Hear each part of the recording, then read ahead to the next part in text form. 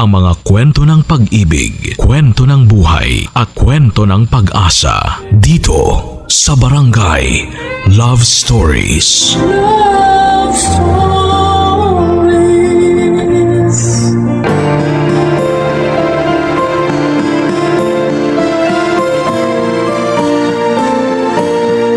Ang pagkakaroon ng mabuting katuwang sa buhay ay biyayang galing sa may kapal.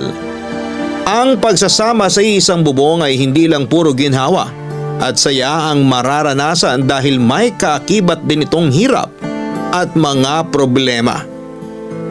Ikaw kabarangay, paano mo ginagampanan ang pagiging mabuting katuwang? Dear Papa Dudut, isang pagbati po sa inyong lahat ng mga nakikinig sa Barangay Love Stories. Tawagin niyo na lamang po ako sa pangalang Gido. Tubong Cavite, may asawa at 3 anak. Matikas pa rin ako sa edad na 63 years old at walang anumang iniindang sakit sa katawan. Pero dahil medyo may kalabuan na rin ang mga mata, ay nagpatulong na lamang ako sa isa sa mga anak ko para makasulat sa inyo. Pangalawa po ako sa 7 magkakapatid.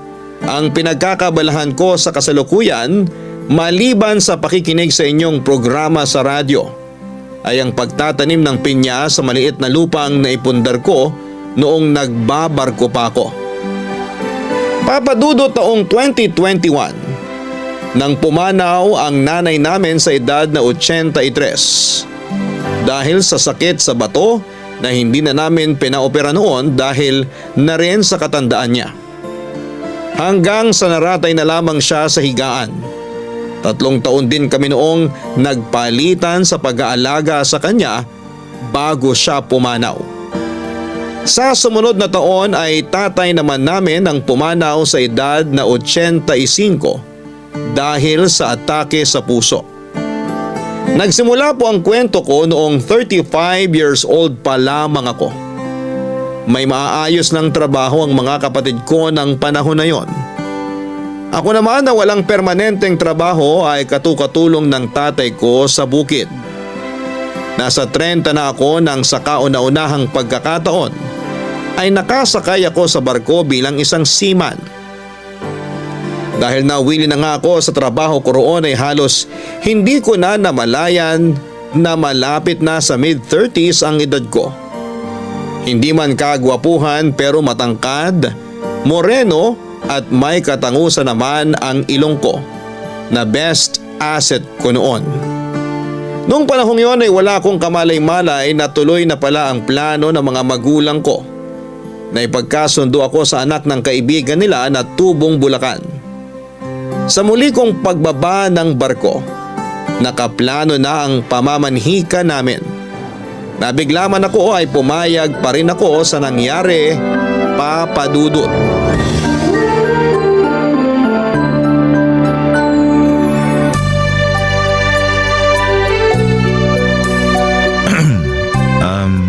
Pwede bang umupo dito sa tabi mo? Oo naman. Salamat.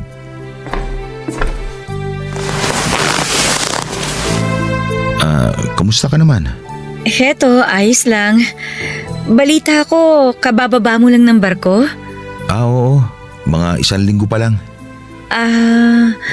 Ano nga palang napag-usapan niyo ng mga magulang ko? Tungkol ba sa kasal natin ang tinutukoy mo? Oo, bakit ka pala pumayag? Nabanggit na kasi sa akin yun ng tatay ko bago pa ako sumakay ng barko.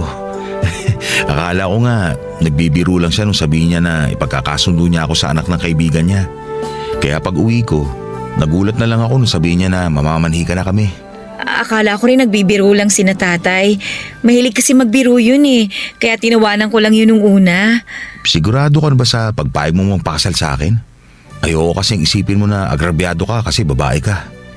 Ay, ipinaubaya ko na sa mga magulang ko yung pagdedesisyon sa bagay na yan. May tiwala naman ako sa kanila eh.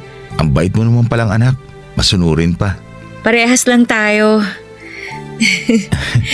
Siguro naman kahit papano, may alam ka na rin tungkol sa akin. Si tatay pa. ang hilig nung magkwento sa mga kaibigan niya ng tungkol sa buhay namin. Yung nabanggit lang ni tatay, wala nang araw sa kalendaryo ang edad mo. Hindi ka pa rin naghahanap ng mapapangasawa. Samantalang yung iba raw na kapatid mo na mas bata pa sa'yo, may mga pamilya na. Kaya nga siguro nakialam na sina tatay sa pag-aasawa ko. Kung ayaw mo naman, siguro hindi ka nila pipilitin. Pero hindi kasi ako suwail na anak eh. Tsaka alam ko na kapakanan ko lang iniisip nila. Pareho pala tayo nang iniisip tungkol sa naging desisyon nila. Ganun naman talaga yung mga magulang, di ba? Oo naman. Magiging magulang din tayo. Kaya mas lalo pa natin sila mauunawaan. Tama ka dyan.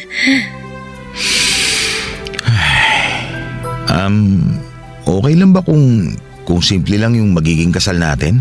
Oo naman. Ang ibig kong sabihin walang kaso sa akin kahit simple pa yung maging kasal natin. Sa totoo lang, hindi na nga ako umaasa na ikakasal pa ako sa edad kong to eh. Isipin mo na lang, kaya tayo umabot sa edad na to kasi tayo talaga yung para sa isa't isa.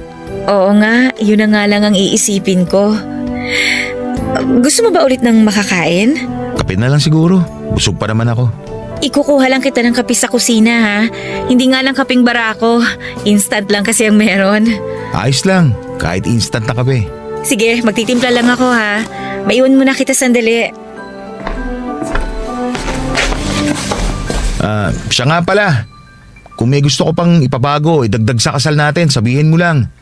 Wala kasi akong alam sa ganyan eh. Oo, sasabihin ko na lang kina nanay. Pero tingin ko naman okay na lahat. Mabuti naman kung ganon.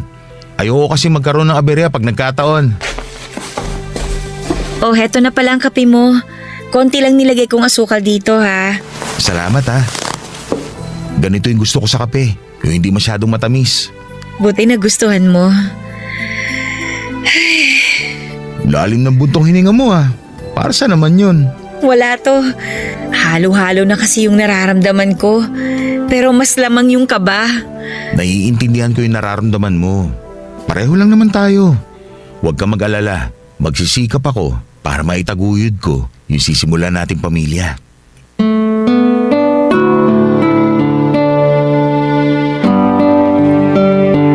Wala pang isang buwan ang nakakalipas noon nang ikasal kami ni Lubing.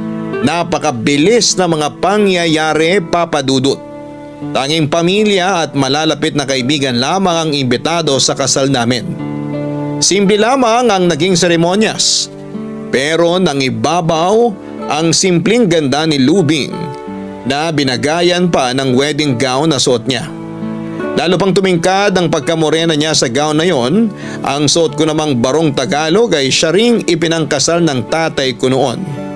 Sa ilang oras na yon ay ramdam ko pa rin ang pagkailang sa akin ni Lubing tuwing inaalalayan ko siya. Alam ko na kahit kasunduan lamang ang kasal namin ay masaya pa rin naman siya, Papa Dudut. Pagkatapos ng kasal ay dumiretso na kami sa bahay ng mga magulang ko, Papa Dudut. Nangako naman ako kay Lubing na pansamantala lamang kaming makikipisan at plano ko rin na magkaroon kami ng sariling bahay. Naging maayos naman ang pagsasama namin sa isang bahay kahit marami kaming magkakasama doon. Maliban kasi sa mga magulang ko. Kasama rin namin sa bahay ang dalawa ko pang kapatid na pawang mga binata pa ng panahon na yon. Dahil magkasama na kami ay unti-unti ko na rin natutunang mahalin si Lubing. Nakita ko kasi sa kanya yung mga katangian na hinahanap ko sa isang babae.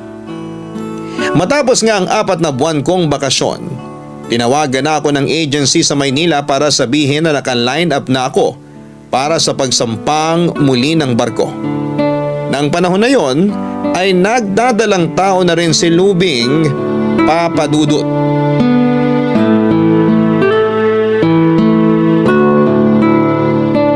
Paano yan? Sa 1 linggo na alis ko. Pag umuwi ka nakapanganak na ako nun. Isa pa yun sa ikinalulungkot ko. Hindi ko man lang makikita yung paglabas ng unang baby natin. Huwag muna kaya ako sumakay. Ha? Ano ka ba? Hindi pwede. Ang ibig kong sabihin, hindi ba plano pa natin magkaroon ng sariling bahay? Tsaka paano yung panganganak ko? Saan tayo kukuha ng panggastos? Alam ko naman yun. Nakahanda naman ang katawan at isip ko na mas magbanat ng buto. Kailangan ko pa lalo magsipag para sa magiging anak natin. Malulungkot din ako kapag umalis ka. Pero naisip ko lang, paano kung doon kaya muna ako sa amin sa Bulacan? Nahihiya rin kasi ako sa pamilya mo. Ano na lang iisipin ng mga magulang ko kapag bumalik ka sa inyo? Baka isipin pa nila na wala kang tiwala na maalagaan kayo ng anak natin dito. Nahihiya lang talaga ako sa mga magulang mo. Nakakailang din kasing kumilos. Naiintindihan kita. Huwag ka mag-alala.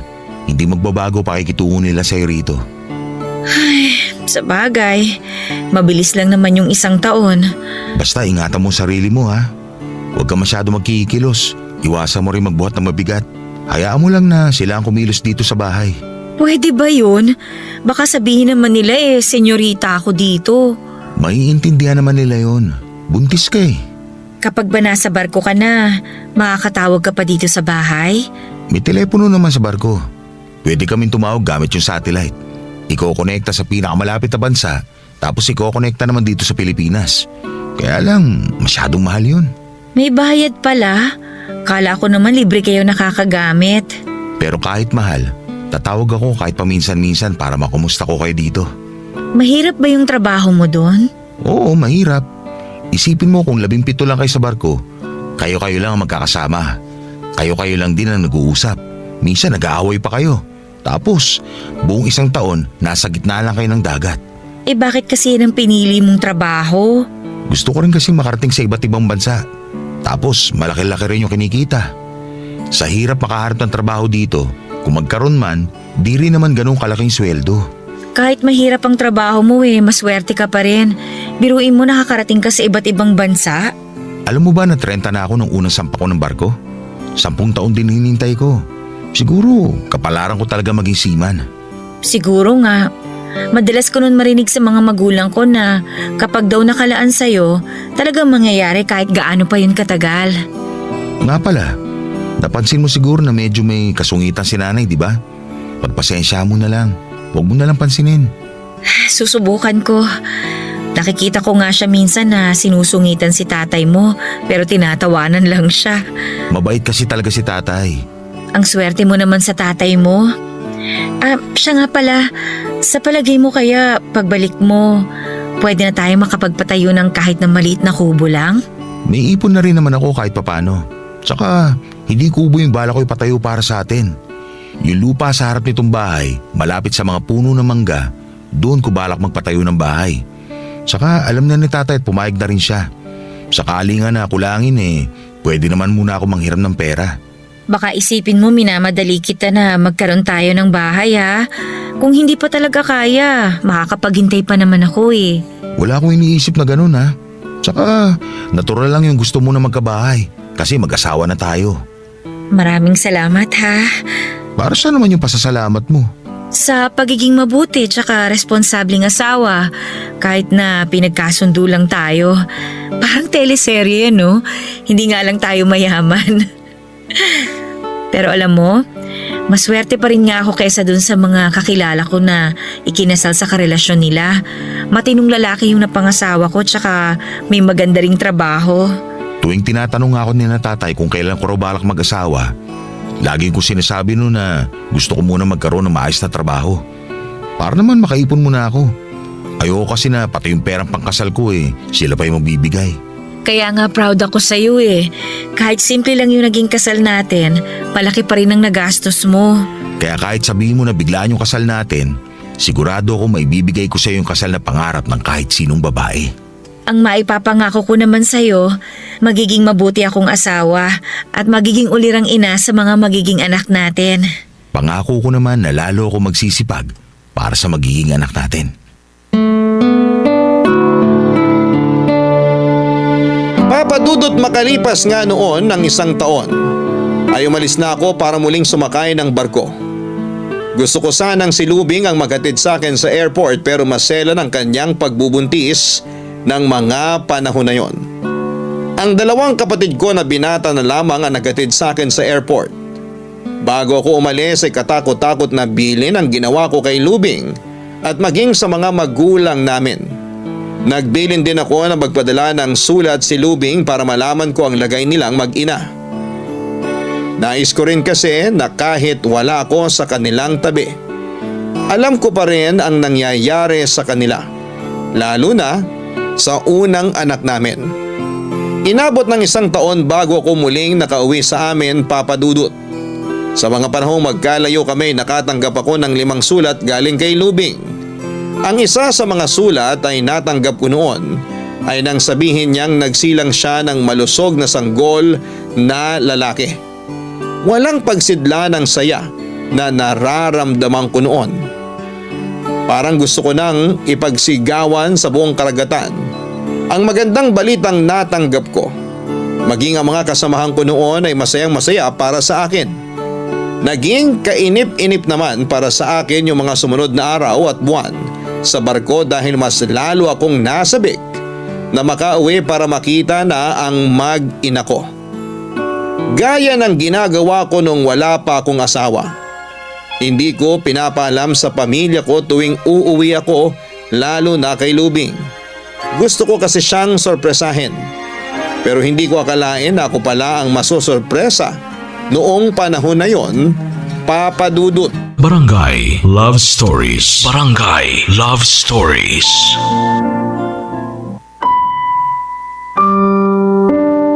Papa Dudut, hindi ko nadatnan sa bahay ang mag-ina ko. Mga magulang ko lamang ang naroon kasama ang 2 ko pang kapatid na lalaki. Masaya nila akong sinalubong pero naglaho rin kaagad yung pananabik ko nang malamang wala roon ang mag-ina ko. Umuwi raw kasi si Lubing sa mga magulang niya. Ilang buwan pa lang daw mula ng mga anak siya ay sinundo na siya ng biyanan kong lalaki. Kung ano man ang dahilan niya sa pag-alis noon ay hindi rin alam ng mga magulang ko. Sinabihan ako ni tatay na tumawag kina Lubing sa Bulacan para sunduin ko sila roon. Hindi naman nakaligtas sa akin yung nakita kong inis sa mukha ni nanay nang banggitin ko ang pangalan ni Lubing, kaya nasiguro ko rin noon na may nangyari nga habang wala ako. Hindi ko sinunod ang sinabi ni tatay. Sa halip na tumawag, kinabukasan din ay bumiyahe ako papunta sa Bulacan para sunduin sila. Nagulat pa nga mga biyanang ko nang dumating ako sa kanila, Papa Dudut. Napansin ko rin ang malaking ibinagsak ng katawan ni Lubing nang magkaharap kami habang karga niya ang anak namin. Tandang-tanda ko pa nung una kong masilayan ang anak namin, Papa Dudut.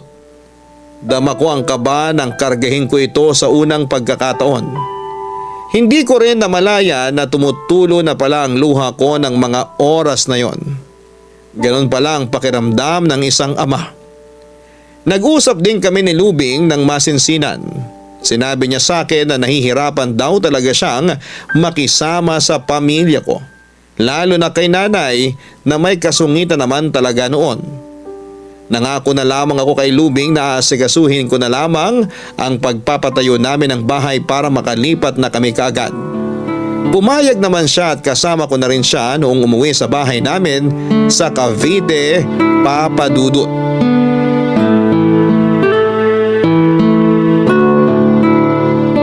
Kapag kinulang yung pera natin sa pagpapatayo ng bahay, handa naman magpautang si tatay sa akin. Hindi naman kailangan na sobrang laki ng bahay. Kahit nga kubo, sapat na para sa akin eh. Ang gusto ko lang, makabukod na tayo sa lalong madaling panahon. Ayoko naman ng kubo. Paano kung may bagyo? Baka pati tayo matangay. Biro lang. Ang gusto ko kasi kahit maliit lang, basta sementado na. Yung pwede pang manahin ng anak natin. Gusto ko rin yun at kung maaari, maglagay tayo ng maliit na tindahan sa harap. Dagdag kita rin yun.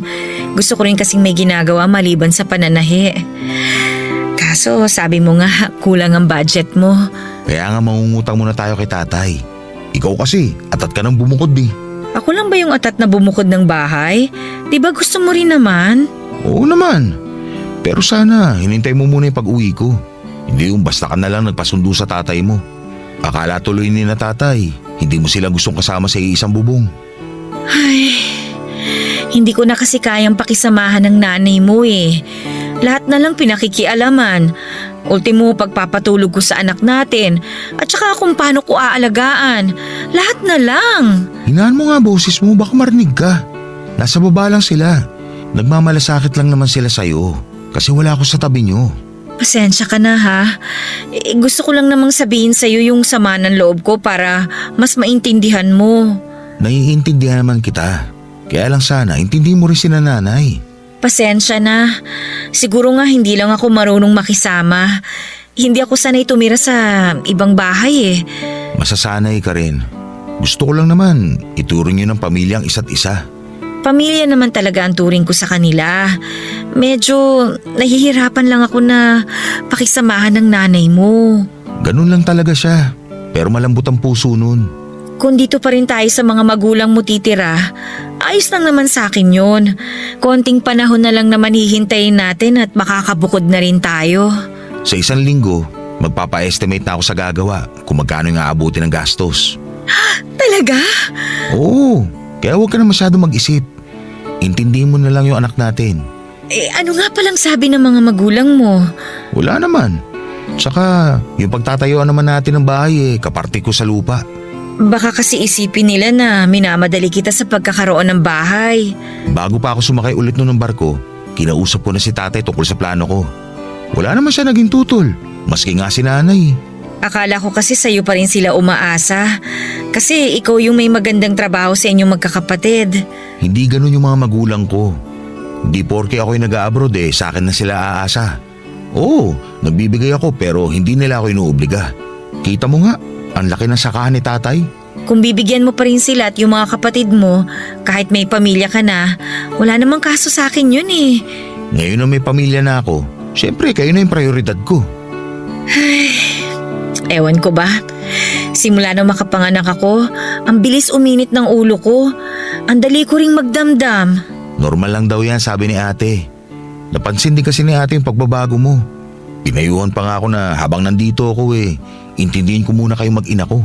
Buti pa si ate naiintindihan yung kalagayan ko. Siyempre naman, 3 na anak nun Tsaka wag mo daw pansinin yung kasungitan ni nanay. Dati na siyang ganun. Ay, o sige. Simula ngayon, lalawakan ko pa yung pangunawa ko. Lalo na sa nanay mo. Ay, akala ko mauuwi sa away tong pag-uusap natin Maliit na bagay lang naman yun para mauwi sa away. Huwag mo na sanang uulitin na basta ka na lang uuwi sa inyo Pangako, hindi na mauulit yun. Akala ko pa naman masusurpresa kita. Yun pala, ako'y masusurpresa. Nasurpresa din naman ako nung bigla kang sumulpot sa bahay namin Kala ko kung sinong gwapong bisita. Ay nga pala, gusto ko planuhin na rin natin yung binyag ng anak natin kahit simpleng handaan lang. Tungkol dyan, naisip ko kasi na mas maganda siguro kung itutuloy na lang natin yung binyag kapag may sariling bahay na tayo. Para yung handaan, sa bahay na natin gagawin. Sige, maganda rin yung plano mo. Saka na lang natin planuhin kapag may sarili na tayong bahay.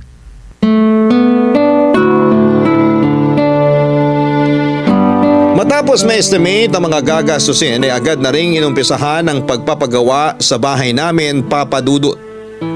At gaya nga ng inaasahan, kinulang ang budget ko sa pagbili ng mga materyales. Mabuti na lamang at nagpahiram ng pera si tatay para makumpleto at matapos na ang pagpapagawa namin ng bahay. Katulad ng gusto ni Lubing ay pinalagyan ko rin ng tindahan sa harapan ang bahay namin. Natapos ang bahay namin sa loob ng 4 na buwan. May 2 silid din yun pero dahil kapos na sa pera ay hindi ko na muna pinapinturahan. Sunod naman naming plinano ang pagpapabinyag ng anak namin. Nagkasundo kaming mag-asawa na isabay na lamang sa blessing ng bahay ang binyag. Ang pamilya ni Lubing at malalapit na kamag-anak lamang ang in-invite namin sa okasyon. Labis ang pasasalamat ko ng panahon na yon dahil sa wakas, nagkaroon na rin kami ng sariling bahay. Ramdam ko rin ang kakapusan ng pera noon dahil nga sa sunod-sunod na mga gastusin.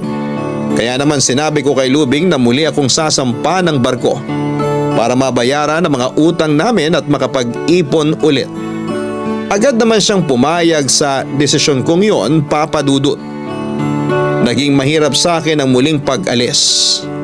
Bukod sa mamimiss ko ang anak ko, buntis na ulit si Lubing at sa pangalawang pagkakataon, wala ako sa tabi niya sa oras na manganganak siya. Ganon pa man kahit nakakainip ang isa namang taon ng paghihintay, ay masaya ako dahil 3 na silang naghihintay sa pagbabalik ko. Wala kasi akong kamalay-malay noon na may malaking problema na palang kinakaharap ang pamilya ko.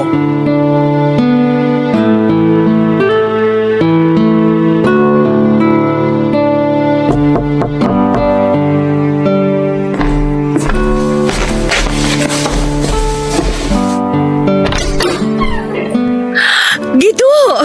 Bakit hindi ka man lang nagsabi na uuwi ka? Kung pinalam ko di sana hindi kita na sorpresa ng ganyan. Yung mga bata nga pala. Kanina ko pa pinatulog. Ang dami mo namang dala.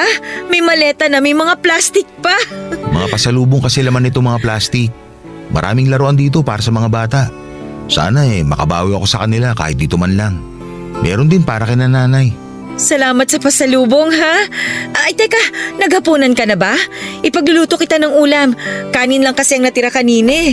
Maupo ka muna. Huwag ka na magluto. Kahit ano na lang meron dyan. Konti lang naman kakainin ko. Ipagbubukas na lang kita ng delata para makakain ka na kagad. Sandali lang, ha? Kamusta kayo ng mga bata? Okay naman kami. Malulusog yung mga bata. Sobrang gana kumain at bihira silang magkasakit. Hindi ko naman kasi sila pinababayaan dito. Kamusta naman kayo ni nanay? Nagkakasundo na ba kayo? Ay, ayun na nga. Hindi pa rin ganun kaayos. Nagkakausap naman minsan pero dahil lang yun sa mga bata. Pero pagdating sa ibang bagay, hindi eh. Lalo na kapag may mga usaping pampamilya, hindi nila ako sinasali. Ayan ka na naman Baka ayaw lang nila na mag-alala ka pa. Noon pa man ganun na yung pinaparamdam nila sa akin. Kaya minsan gusto ko nalang dumistansya. Huwag ka na nga mag-isip ng ganyan. Pamilya tayong lahat dito kahit na anong mangyari. Ay, huwag mo nang pansinin yung sinabi ko. Ang mabuti pa, kumain ka na bago mo puntahan si nanay sa kabilang bahay. O heto. Salamat. Kanina pa ako gutom sa biyahe. Ikaw, di mo ba ako sasabayan? Busog pa ako, kumain ka na lang dyan. O sige, susubo lang ako ng konti. Alam mo, may kakaiba talaga sa pakiramdam ko nung dating ko rito. Yun bang parang may masamang nangyari? Kaya nung nakita ko na okay naman kayo, parang nakahinga ako ng maluwag. Tungkol nga pala dyan. Ano kasi Bakit? May hindi pa ba ako alam? yung bunso mong kapatid, nakulong. Ano? Teka, bakit siya nakulong? Yun na nga yung sinasabi ko kanina na usaping pamilya. Hindi ko alam yung ibang detalye kasi ayaw naman sabihin sa akin ng nanay mo. Mas mabuti siguro kung sa kanila mo na lang alamin yung buong detalye. Sabi na nga ba Kaya iba talaga yung pakiramdam ko Mamaya na lang ako kakain. Pupunta muna ako sa kabilang bahay para alamin yung nangyari. O sige, pero may ipapakiusap lang sana ko sa'yo, ha? Ano yun? Kapag nalaman mo yung nangyari, pwede bang huwag ka nang makialam? Pwede ba yun? Kapatid ko yung nakulong. Sa inyo kasi magkakapatid ikaw yung pinakamainiti ng ulo. Ang sakin lang, umiwas ka na lang sa gulo hanggat maaari. Huwag ka na makisawsaw pa. Aalamin ko muna yung nangyari. Siyempre, kung agrabyado yung kapatid ko, pwede ba naman na wala akong gawin? Kung magkakagulo talaga, mapipilitan akong iuwi yung mga bata sa Bulacan. Hindi mo kailangang iuwi pa yung mga bata. Hindi ko naman kayo pababayaan Alam ko naman yun Kaya nga, para ako nabunutan ng tinik sa dibdib nung dumating ka. Sige na, mamaya na tayo ulit mag-usap. Punta muna ako sa kabila. O sige, hindi na ako sasama sa'yo ha. Walang kasama rito yung mga bata Ayos lang, hindi naman ako magtatagal. Sana naman maayos na yung problema ng kapatid mo. Kung ano man yun, kayang-kaya namin yung harapin na magkakasama.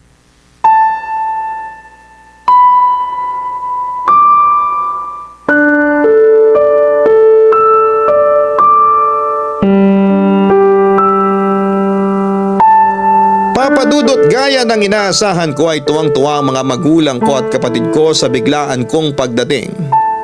Matapos kong maibigay ang mga pasalubong ko sa kanila ay agad ko na rin silang tinanong tungkol sa sinasabi ni Lubing na problema.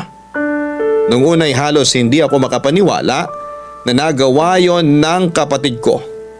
Likas kasing mabait at tahimik lamang ang kapatid kong yon. Hindi ko na lamang idedetalye yung buong pangyayari dahil masyadong sensitibo yung dahilan kung bakit siya nakulong. At para sa privacy na rin ng kapatid ko.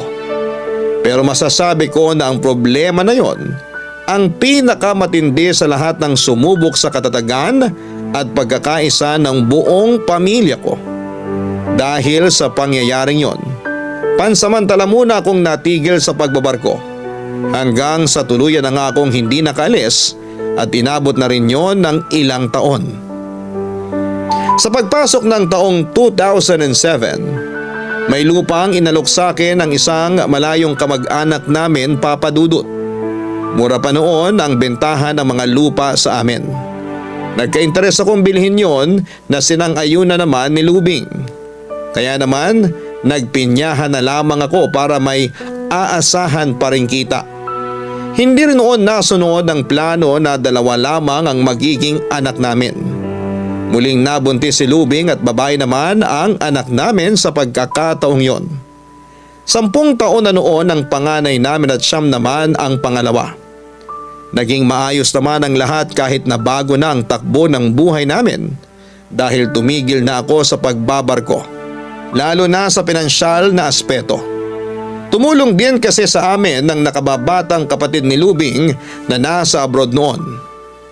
Lumipas pa ang mga taon, Papa Dudut, halos hindi na namin namalaya na 5 taon na pala yung bunso naming babae.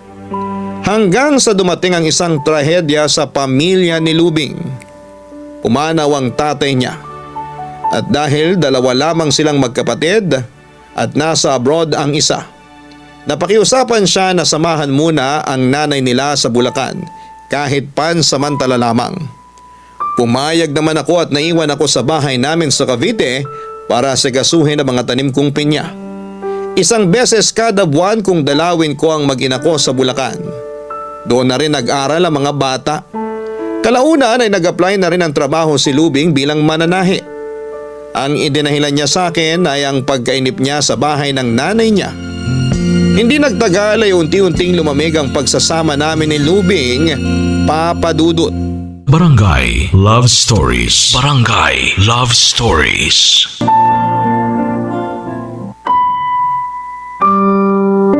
Papadudot yung dapat ay pansamantala lamang na pananatili ni Lubing sa Bulacan ay umabot na ng halos 2 taon. Napansin ko rin ang pagbabago sa mga anak ko. Ang panganay ko ay nalulong sa video games at laging laman ng mga computer shop. Madalas itong gabihin sa pag-uwi at inaabot minsan ng madaling araw. Napagbuhatan ko ito ng kamay na siyang dahilan para lumayo ang loob nito sa akin. Napansin ko rin ang pagiging maluho ng mga anak ko dahil sa pagiging spoiled nila sa tiyahing nasa ibang bansa. Kinausap ko si Lubing na bumalik na sila sa Cavite, ngunit hindi siya pumayag sa kadahilanan na walang makakasama ang nanay niya. Hindi ako umuwi ng Cavite noon hanggat hindi ko nakukumbinse si Lubing na sumama na sila sa akin pabalik. Naging madalas ang pagkatalo namin ni Lubing noon. Hindi na rin niya naasikaso pati ang mga anak namin. Inabot pa kami ng 1 buwan sa bahay ng nanay niya bago siya nito pinayagan na sumama na sa akin pabalik ng Cavite. Pagdating naman sa amin, binuksan niyang muli ang malit naming tindahan para may paglimangan siya at may sarili ring kita. Makaraan lamang ang ilang buwan ay naging maayos muli ang pagsasama namin. Patuloy rin naman ang pagpapadala ng package ng hipag ko sa aking mag-iina. Nalaman ko na nagpapadala rin pala ito ng pera. Aaminin ko na hindi ko yon nagustuhan, Papa Dudut. Pakiramdam ko kasi wala akong silbing padre de pamilya. Pakiramdam ko ay wala na akong kwenta sa paningin ng pamilya ng asawa ko mula nang tumigil ako sa pagbabarko. Noon pa ay napansin ko na ang biglang pagbabago ng pakikitungo ng biyanang kong babae sa akin, Papa Dudut. Kinausap ko si Lubing na hindi ko gusto ang pagtanggap niya ng pera galing sa kapatid niya dahil nakakapag-abot pa naman ako.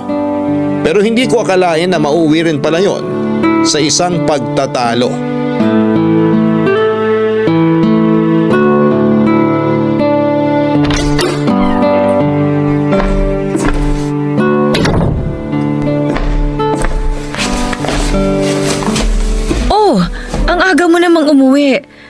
nakaluto na ako. Daming ulam ah. Buti nagkasya yung binigay ko sa yung pera pamalengke. Ay, makaupo nga muna. Kung yung pera mo lang yung gagamitin ko, nako, hindi talaga magkakasya. Nagpadala na naman ba yung kapatid mo? Oo! Nag-aaya nga yung mga bata na mamasyal naman daw kami sa mall sa linggo. Bibili rin daw sila ng mga damit. Wala na akong gana kumain. Oh, bakit naman sambakol na naman yung mukha mo? Ano ba gusto palabasin ng kapatid mo ha? Ano? Hindi kita maintindihan. Akala mo ba hindi ko napapansin? Na nag-iba na yung paikituon ng pamilya mo sa akin mula nung hindi na ako nakakasakay ng barko? Wala naman silang sinasabi na masama laban sa'yo ah. Siyempre, yan sasabihin mo. Kung ayaw mong maniwala, di wag. Imbis na turuan mo kung paano magtipid yung mga anak natin, tinuruan mo pa maging maluho. Wala namang masama kung magbigay yung kapatid ko ah.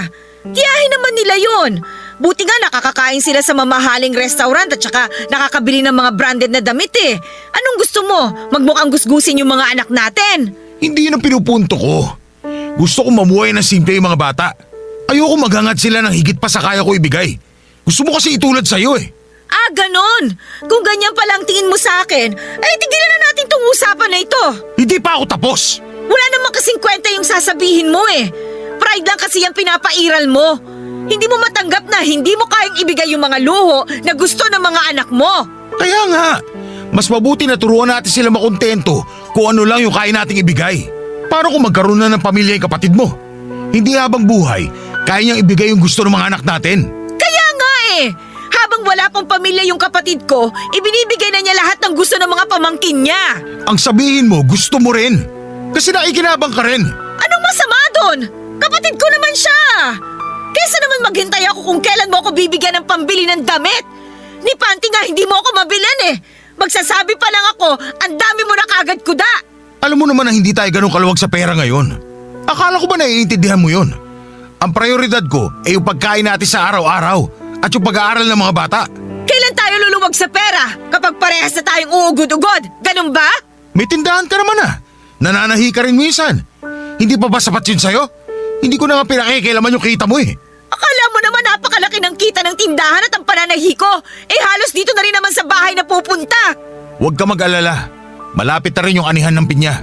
Makakaluwag-luwag na rin tayo kahit papano. Ang tanong, makahawak naman kaya ako ng pera galing sa pinyahan mo? Huwag ka nga sabi mag-alala eh. Bibigyan kita. Kaya lang naman kita ayaw pahawakin ng pera. Minsan kasi magastos ka. Oo, aminado ako doon. Ayoko lang kasi na maranasan ng mga anak natin yung hirap namin noon. Pero sana, hindi yung ubos biyaya. Yung ba kinabukasan eh, hindi na malaman kung saan kukuha ng panggastos. Kaya sana hayaan mo na yung tiyahin nila na ibigay yung mga gusto nila. Hindi mo ba nakikita yung pagbabago sa mga anak mo? Lalo na doon sa panganay natin. Napakayabang. Akala mo kung sino na umasta. Hindi kami ganun pinalaki ng mga magulang namin. At yun yung gusto kong matutunan nilang tatlo. Porke ba nakukuha ng mga anak mo yung gusto nila eh? Tingin mo na sa kanila hindi mabuting bata, ganun ba? Lumaki na yung ulo ng mga anak mo dahil lang nakukuha nila yung mga gusto nila. Ganun ba yung gusto mong pahalagahan nila? Pera at material na bagay? Pagsasabihan ko na lang sila. Kailan? Kung malaki na yung ulo nila at di na kaya sawayan? Mas maganda kung titigilan na ng kapatid mo yung pagbibigay sa kanila ng mga luho. Seryoso ka ba? Ano na lang ang iisipin ng kapatid ko? Na masyado tayong ma-pride? Mas mahalaga pa ba iisipin niya kung para sa ikabubuti ng mga bata? Hindi naman sa ganon. Nasanay na kasi sila sa lahat ng hilingin nila na ibinibigay agad. Pues masasanay din sila na makontento sa kung ano lang ang kaya nating ibigay. Mahirap to para sa panganay natin. Alam mo naman simulat sa puli, siya yung palaging kinikilingan dahil nag-iisang lalaking apo. Kaya nga eh, kalalaking tao tapos laging nakasandal sa inyo. Kaya mahina ang loob. Paano matututong tumayo sa sariling payo ang anak natin? Ay sige, ako na ang bahala sa kapatid ko. Sasabihan ko na rin yung mga anak natin. Huwag mo sanang masamayin yung paraan ng pagdidisiplina ko sa kanila. Para sa kanila din yon. Ayokong dumating yung araw na pera na lang yung magiging basehan nila sa pakikisama sa ibang tao. Diyan nag-uumpisa ang lahat eh. Naiintindihan ko na. Sana naman, wag mong ipagkait yung mga pagkakataon na magbigay yung tiyahin nila kahit tuwing may okasyon na lang. Sige, pero kapag may okasyon lang talaga. Salamat naman. Sana lang tama yung desisyon mong yan.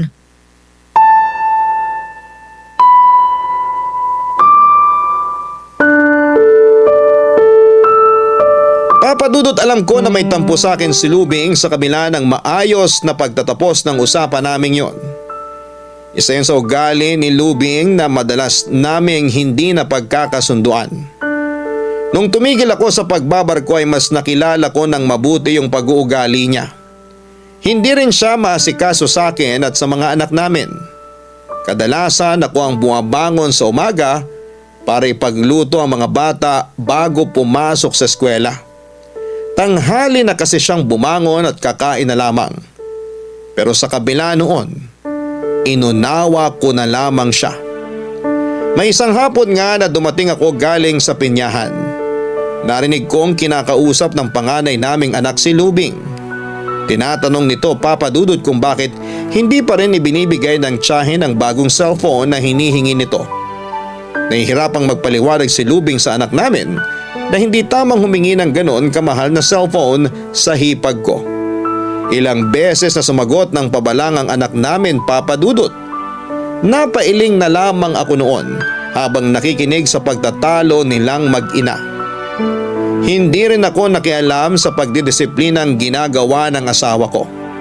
Pinapalamig ko rin muna ang sitwasyon bago ko kinausap yung panganay namin. Naabutan ko noon sa silid namin si Lubing. Malungkot at malalim ang iniisip. Sinabi ko sa kanya na narinig ko ang lahat ng pinag-usapan nilang mag-ina. Sinabi ni Lubing na siya daw ang sinisisi ng anak namin kaya hindi ito nabilihan ng bagong cellphone. Nasaktan daw siya ng sobra.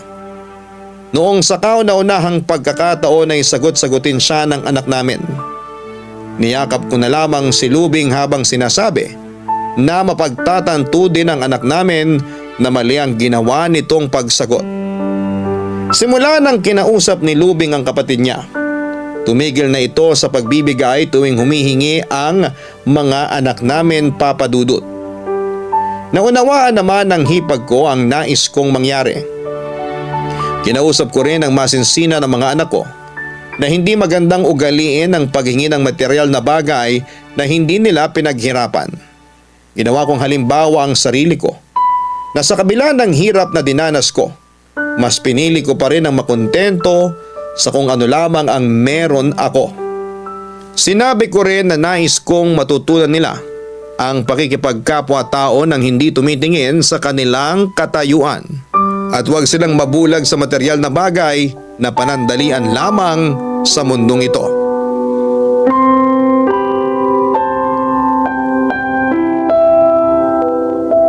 Mukhang natauhan na rin yung mga anak natin simula nung kausapin mo.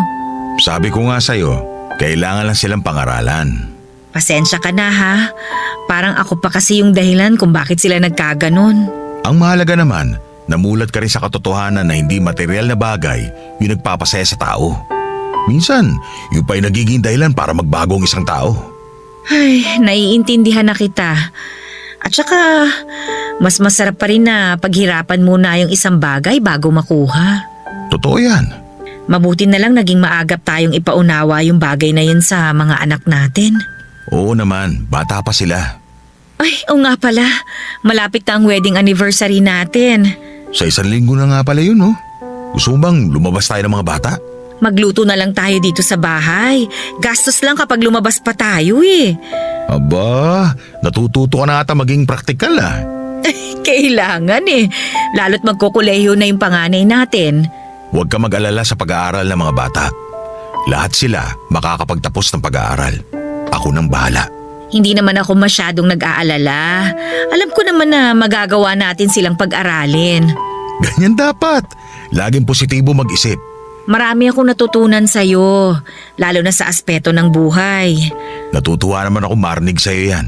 Sana, habaan mo palalo yung pasensya mo sa akin ha kapag nag-aaway tayo.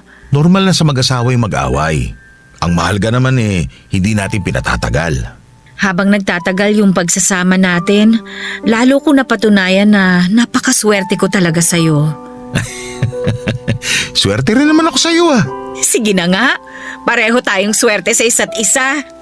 May maganda nga pala akong balita. Ano yun? Naayos na yung problema ng kapatid ko. Laya na siya. Balak na rin nilang magpakasal ng girlfriend niya. Talaga? Aba, good news nga yan. Aba, ilang taon na rin naghintay yung girlfriend niya sa kanya. Buti hindi na inip. Mahal talaga siya noon, kaya nakapaghintay ng ganong katagal. Bihira na yung ganong tao ha. Buti na lang may happy ending pa rin sa kanila. Walang imposible sa taong may pananampalataya. Lagi ko yung sinasabi sa kapatid ko. Pinangangaralan ko rin siya lagi. Bilib din ako sa tibay ng pamilya niyo, no? Ang dami niyo ng pagsubok na pinagdaanan pero nanatili kayong matatag. Magiging ganun din tayo katibay. Basta maging positibo at manalig tayo sa may kapal. Tandaan mo, mahal kita. Kayo ng mga anak natin. Kayo yung inspirasyon ko sa buhay. Opo, lagi ko po yung tatandaan. Mahal din kita. Kayo ng mga bata.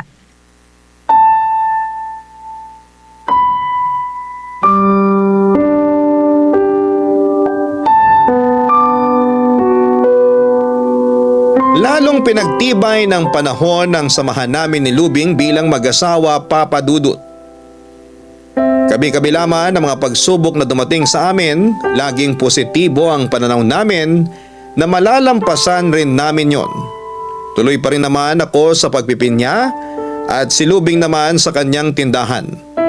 Natuto na ring mag-budget ng pera si Lubing, kaya naman sa kanya ko na ibinibigay lahat ng kinikita ko.